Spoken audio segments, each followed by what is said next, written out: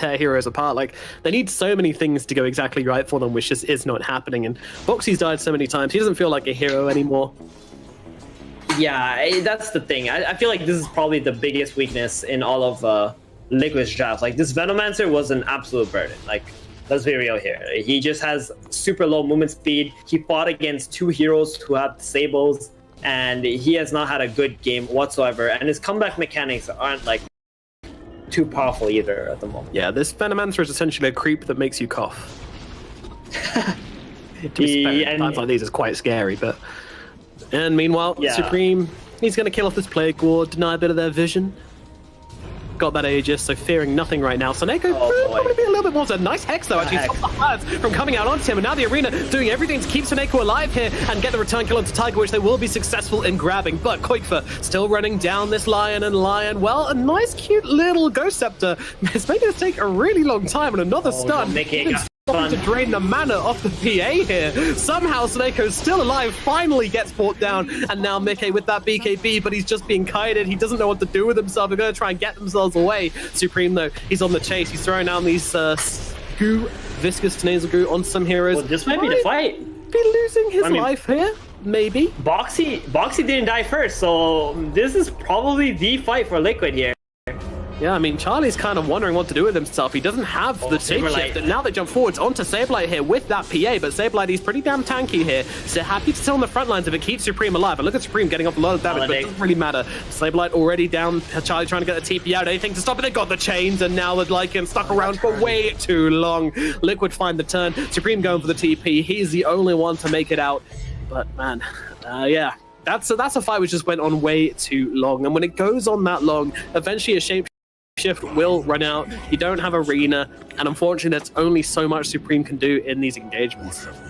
Yeah, so Liquid's game plan is absolutely perfect right now. In their comms, they're saying, okay, kill the Lion, kill the Shadow, and kill the supports off, and then we'll just like isolate these 3 tanky guys that we actually can't kill. So they completely ignored everybody else, kill the supports, let the shapeshift run out, like you said, and then they just one by one started picking off these cores. And Supreme, like, he felt really strong because he had the Aegis, but once he started getting kited because the Veno, the Gale, the Plague Wards and stuff, like, he's not strong anymore. And Mars, like, I feel this game, Sableye has done the right decision of always jumping Boxy, and I think he needs to stick to that. Every time he doesn't jump Boxy, like, the fights are so different.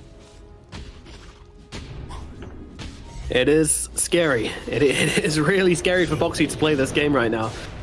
But if he survives, it seems to make a huge difference to their team fight. He's everything right now, and especially with the Spirit Vessel as well. They need him to be alive, especially in these long fights. He can make the difference.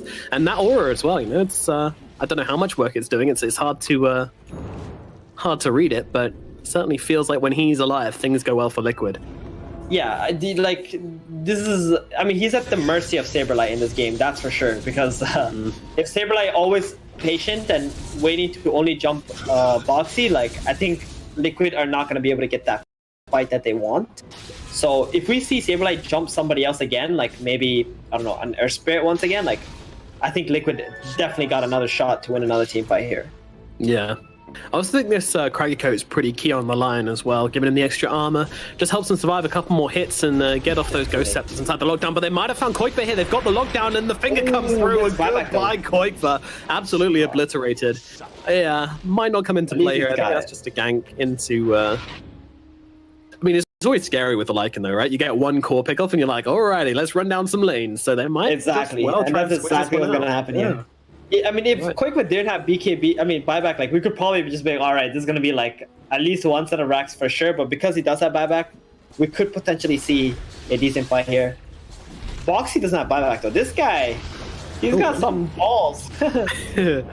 Chilling up there in the front. He's like, yo, I got to get that Vessel aura debuff on the enemy or something. Yes. I don't know. What's those heals? Which, I don't know. Just want to point out this Lycan picked up the AC, which I love this game. Obviously, when you've got a ton of physical damage, always feels nice. So that's going to help him out a ton. It is a bit of a game changer. It's going to make these quills hurt a hell of a lot more. Yeah, and Bristol's also going for the the Halberd this game. That's going to be really tough on the Phantom Assassin. The Bristleback is going for Halberd. Yeah. That tower had backdoor protection, by the way, just saying. Oh, really? Oh, it looked like it was just butter. And they just... Oh my goodness, Boxy. Boxy, once again, Saberlight just on him like a plague, which is ironic to say the least. But Boxy actually surviving through this one for now, but not really enough. They will get ticked off all the same. And he's the one guy who's not 65 seconds. That's not good. Yep. This is exactly what we were talking about. So one guy that needs to not die, and you know, he was doing a great job staying alive for the past kind of 5-7 minutes. Unfortunately, he's fallen back into old habits here. He does get picked up in that middle lane. A cute cask bouncing around, keeping the Scream and Snake. Actually, obviously he's alive, but Mickey's actually come forward for this one. Can he keep him locked down? No, he does get off the BKB. Do they have the damage to kill him anyway? No, they don't. Meanwhile, Death Ward not doing much as usual. And Creep's going to run up onto the high ground and just sit on fucking and stuff with Insania here. Insania, though, they're going to be able to kill off his creeps. Not sure about that one. That is a lot of gold given away for free by the Lycan. Yeah, got to respect the You know what? This cask is like starting to do a lot of work. Like, it feels like the biggest reason why they can't walk into a high ground is because of the cask. Like, they need to bring all these like units and heroes together to like hit the buildings, and this cask bouncing around is like always threatening to, you know, chain stun one hero and like poke away. So they actually bought enough time for Venomancer to revive. It's amazing. I'm actually a little bit surprised. Insania has hit the level 15, but he didn't go for the 2 cask bounces. He went for the Maledict AoE. Now, I know that's quite reasonably common, but I don't know. I think there is some value in the cask bounces today. Yeah, but I think I would also probably go with the Maledict. Like, hitting 2 units, like hitting 2 heroes with the Maledict is probably extremely high value, right? So... that's gotta be the play, and he's also got that telescope, so he's gonna get that extra range with the Aether lens too. He's got his Maledict range is insane. Like, people are gonna get Maledicted, and they're not even gonna know where it's coming from.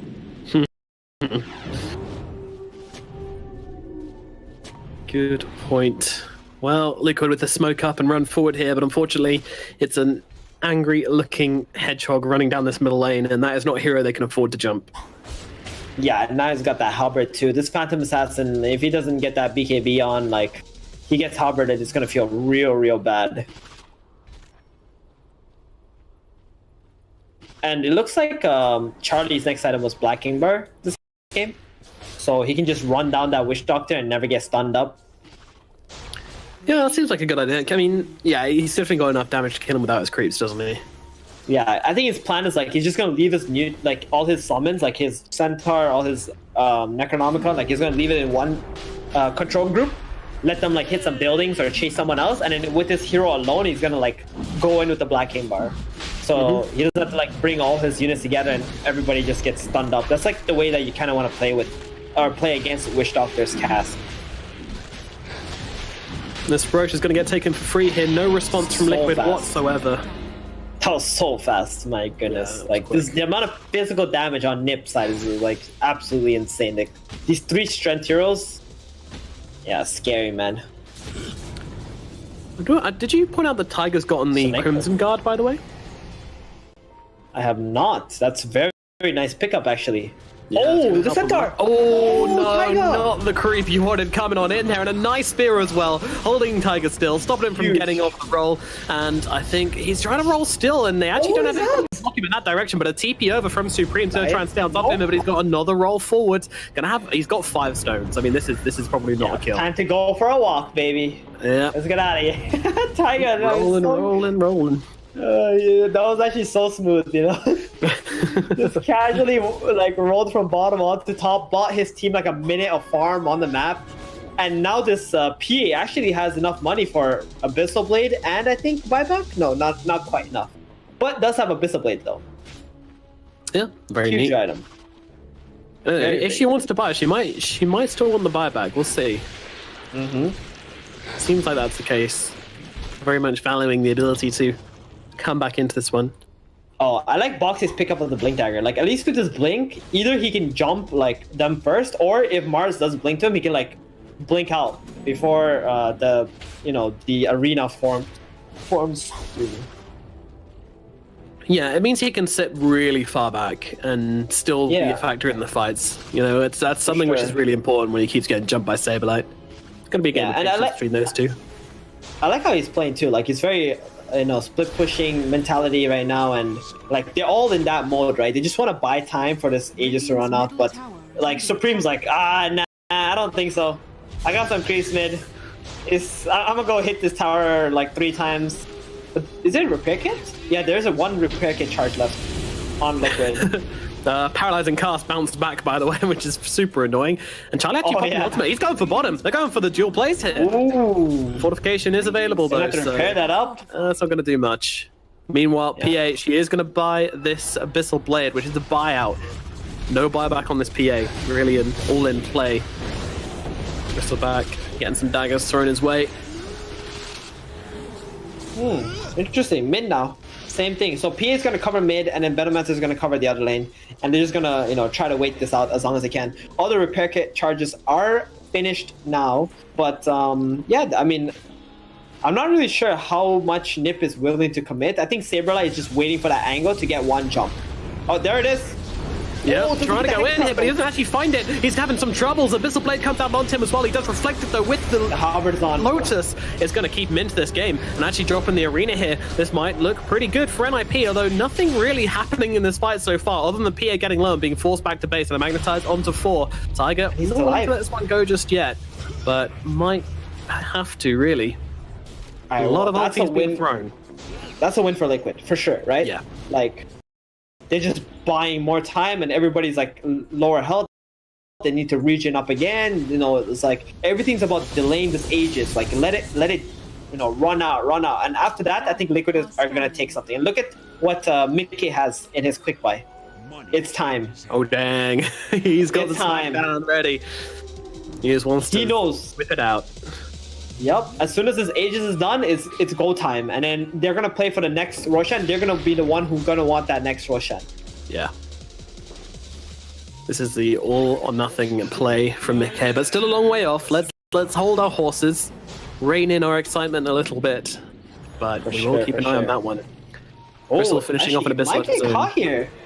He's not in the best position, but he's got his team with him. The Supreme's wrapping around from the side, though. Charlie's going to pop the ultimate as well. They're all wrapping in on this one. The Abyssal comes down onto PA. Arena down as well. Can they take her in time before she gets on the BKB? Yes, they can. Does have a buyback, though. Liquid retreating to the high ground. I don't think PA has a choice. You've got to use it, and that means Dreams or Rapier are far-fetched indeed. Supreme on this high ground, going to be taking these barracks. Liquid just looking at him, throwing in some spells. I mean, the Venom is able to do a decent amount to this Bristleback, but it's still not enough. Or is it, actually? They've got the Maledict. They've got the kickback. Bristle, under the tier 4s, has the Aegis, remember, so even if he dies here, it's not the biggest deal in the world, but die he certainly will. Meanwhile, Tiger, not that healthy. Mickey finally buys back into this one, and down at bottom, Charlie's doing the rat things. He's taken down the tower, taken down the melee barracks as well. The ranged one's all that's left standing down at the bottom. 2 fruity barracks still remain at mid. Meanwhile, Supreme with his flicker, having some fun. I actually love this. This is an insanely good item for the Bristleback here. The Dispel, plus the movement speed. Sign me up for a bit of that. Yeah, this is actually that was such a costly death from Mickey there. He just lost 3,000 gold from all of that, and they lost the bottom rack without being able to actually take a team fight because he was dead. And they don't care. I mean, they've still got a cheese, and they're going to try and do the same play again. Maledict kick back in, but the Lotus Orb out onto Supreme, and Tiger might be the one in trouble, but Supreme is down low pretty quickly here. But in they go, and Ember Spirit just jumping on top of everyone, but the BKBs come out, and finally they will be able to bring down Tiger here. Quick in the middle of them all, going to throw down the Abyssal Blade onto the Bristleback here. He doesn't have that cheese anymore, but they're just chasing forwards. They find the PA. PA's going to die here. They kick her away. Is it enough to keep her alive? No! Mickey is dead. 125 seconds. This might be the hopes and dreams of Liquid going along with it as well. Supreme diving deep under the tier 4 fears absolutely nothing and will be able to take down Insania, but they kick it back into the base. Can they keep him here though? That is the question. They kick it back again, but it's actually no. Koikba is going to die to the Quills, and Supreme, he's still alive. He's been in the fountain and back, and him back to the... Oh my god. How do you survive this? What is this hero? How do you survive that? Well, everybody else has been poisoned up by the Venomancer, so they will actually have to back away. Somehow, they have forced NIP to retreat. I think that was all just Boxy whilst all this was going on, just blinked in the back lines, gets a big poison over out onto everybody and kind of plays around a little bit, but Jesus, Supreme's a monster. I want to say there was a really special item in this game that completely destroyed this Phantom Assassin, and that's the Shadow Demon. Shadow Demon, Aghanim's Shadow Demon with the Demonic Purge, it breaks the Phantom Assassin, even if she casts her BKB. So she can't crit, so she doesn't do any damage. Wow. Yeah, that's pretty insane. Sableye gonna miss the arena, at the very least. A small little glimmer of hope for Liquid, but unfortunately with their barracks disappearing, that glimmer of hope is snuffed out just as quickly as it arrived, and still no PA. 40 seconds left. Charlie diving in deep, might find the Witch Doctor. Insania being chased down into the base. Abyssal gonna finish the job. Insania put to sleep. Meanwhile, Boxy trying to play some Dota here, but just is not being allowed to. Supreme's just playing his own game right now, and Liquid just don't factor into his plans. He's holding 3 heroes in the base while the rest of his team get to work, do the dirty stuff, and take down those towers. Another fortification being used here. Flicker even being used by Supreme on the edge of the base as he plays around. More than happy to risk his life. It's fine. It's no problem. Gets a bash out onto Koik for the spear. Does miss though. Koik should be able to survive this one at the very least, even jumping in with the extra remnant charge. But in comes Boxy, and he's going to drop the ultimate just before he gets fingered up. PA is nearly back into this one. Liquid, could they really hope for the hold hit? Yep. They're going to try for it, but Koik is in some trouble, but he will be able to get off that Sleight of Fist. Meanwhile, PA just trying to sneak around the backlines here for someone else to go onto, but it doesn't really matter. They've already had most of the team dying. Tiger, the last one left alive, other than Mickey himself, and Mickey can't even find a lion, for God's sakes. They're going to call it. They tap out. GG is called. The PA can do absolutely nothing, and NIP will get the 2-0. Damn, man. Oh, this game was Supreme. He was so impressive. Like the fact that he can play mid, he can play carry too, is like, it's a very good sign of it's a good sign of a, amazing core player. And I think this Venomancer in this game was like, it just wasn't enough. The laning stage was so poor. You can't really play it against Mars that well, especially when the laning stage goes well for the Mars Shadow Demon lane. I feel like they also contested Roshan a few too many times and died without, going their way. That was questionable. That was definitely the turning point of the game. But I just want to say quickly before we hand it back to the panel, I think for this Ninja Pyjamas / Chicken Fighters team, everybody was always given Sableye the limelight, which is totally fair. I mean, this guy's an amazing offlane player, but I think this game especially shows us that Supreme is someone we should not take for granted. This guy does so much for this team. He hits hard, he goes to work, and I think he's proven this game. But we'll hand it back to our panel. KP, T-Governor, Harry Freak, how's it going with you guys? Thanks, honey. It's not going too bad for us, but it's definitely not going too well for Liquid either. I guess it's not too much of a surprise, though, boys. In a game where both sides began fighting like vicious animals, the side with a dog and a hog do take the game, and as a result, taking, I don't want to say the easiest of 2-0s, but NIP looking a lot more dominant than most people would have written them in at the start of this day. I just think they're, starting their day. I tried back in NIP, so congratulations, me, I guess. No, have you got that is that prediction score still going smooth? No, I think I'm now 9 correct, 1 wrong. So I'm not flawless, unfortunately, but no one's perfect, and I shouldn't. This just sounds bad, me talking about it like this, but anyway. Yeah, let's not start going lyrics about perfection now. But I think, we have to give props to NIP. They played some really enjoyable Dota. The first game especially. This game, it was just the very thorough execution of their draft. It looked scary at points where you had this PA, had Battle Fury, Deso, BKB, really farmed. It was top net worth. But then it was hard to really get across that damage in the fight. You had this Mars always coming in, getting those big pickles at the start of the fight, the kite potential that they had, and again, I think Supreme as well, having just a really good game. I agree. NIP played well, but then again, Liquid in the mid game. They played this first 20 minutes really well. Laning stage, it can go so and so depending on the matchups. But when it comes to the mid game, the only objective that they need to protect is Roche, and we see Boxy twice. First off, playing on mid aggressively, dying, having to buy back, then dying again on the top lane. And he's the main target for Saberlight. If he can get into Saberlight's head, which I guess he can just say, yo, this guy only wants to kill me. And why is he exposing himself? I guess it comes down to Liquid not having a real frontliner, but still, he can just put down the wards, use the Gale, and get back. He just put himself in a vulnerable position way too many times.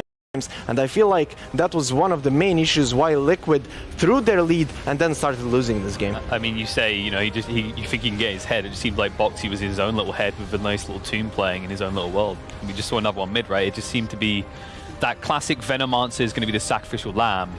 but no one's in position to exploit it, right? But I think we also have to just look at the fact that Liquid with their lineup, they have this Venom Monster.